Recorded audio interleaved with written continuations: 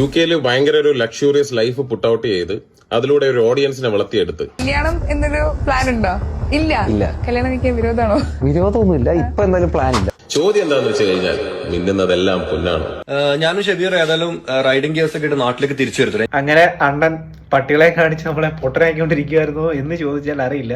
ഇങ്ങനെ ഒരു വീഡിയോ കണ്ടു. ഇതുപോലുള്ള ഇൻഫ്ലുവൻസേഴ്സ് അറൌണ്ട് 1 മില്യൺ അടുത്തെങ്ങാണ്ട് പുള്ളിക്കാരന് സോഷ്യൽ മീഡിയയിലെ ഫോളോവേഴ്സും കാര്യങ്ങളൊക്കെ. ഞാനും പുള്ളിക്കാരൻ്റെ ഒരു ഫോളോവർ ആയിരുന്നു. പുള്ളിക്കാരൻ ഡോഗ്സിനെയൊക്കെ കൊണ്ട് നടക്കുന്നതൊക്കെ കാണുമ്പോൾ ഞാനൊക്കെ ഡ്രീം ചെയ്തൊരു ലൈഫിലാണ് പുള്ളിക്കാരൻ ജീവിക്കുന്നത് എന്ന് കാണുമ്പോൾ നമ്മൾക്ക് എന്തായാലും യൂത്ത് അല്ലേ, നമ്മളൊക്കെ ഫോളോ ചെയ്യും. ഒരു സമയത്ത് പുള്ളി ഒന്നും അല്ലാതിരുന്നു. അതിനുശേഷം പുള്ളി എടുത്ത കുറച്ച് തീരുമാനങ്ങളൊക്കെ കാരണം പുള്ളി ഒരു ലെവലിലായി. ഇതൊക്കെ കേൾക്കുമ്പോൾ പിള്ളേരായാലും ഫോളോ ചെയ്യുന്നവരൊക്കെ ആയാലും ഇവർക്കെല്ലാവരും ഇൻസ്പിറേഷൻ ആവും. ഇതുപോലൊക്കെ ആവണം. പുള്ളി കാണിക്കുന്ന ലൈഫ് സ്റ്റൈൽ എന്ന് വെച്ചാൽ അതുപോലെ ലൈഫ് സ്റ്റൈലാണ്. നമ്മളൊക്കെ എത്തിപ്പെടണം, എങ്ങനെയെങ്കിലും ഇങ്ങനെ ലൈഫ് സ്റ്റൈൽ വേണമെന്ന് ആഗ്രഹിക്കാത്തവരായിട്ട് ആരും തന്നെ കാണത്തില്ല. പുള്ളിക്കാരൻ തന്നെ ഇന്റർവ്യൂസിലൊക്കെ പറയുന്നുണ്ട് ഭക്ഷണം കഴിക്കായിരുന്നിട്ടുണ്ട്.